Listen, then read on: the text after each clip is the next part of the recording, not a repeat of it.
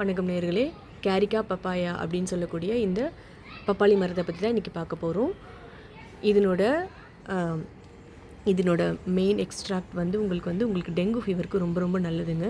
உங்களுக்கு blood counts, உங்களுக்கு RPCs, டபிள்யூபிசிஸ் ரொம்ப ரொம்ப அதிகப்படுத்தும். உங்களுக்கு டெங்கு ஃபீவருக்கு இது ஒரு ஒண்டர்ஃபுல் ட்ரக்கு. உங்களுக்கு இது ஹெப்பாட்டோ ப்ரொடெக்டிவ். உங்களுக்கு லிவரை டீடாக்ஸிஃபை பண்ணும். அதுக்கப்புறம் உங்களுக்கு இது ஒரு நல்ல ஒரு டயூரெட்டிக்கு. பெப்பெயின் அப்படின்ற ஒரு கான்ஸ்டியூவன்ட் இருக்குது.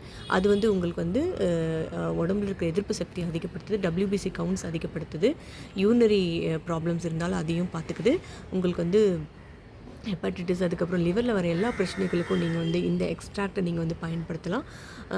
அப்புறம் இந்த பப்பாயோட இன்னொரு முக்கியமான விஷயம் என்னென்னா, இது உங்களுக்கு டைஜஷனுக்கு ரொம்ப ரொம்ப நல்லது.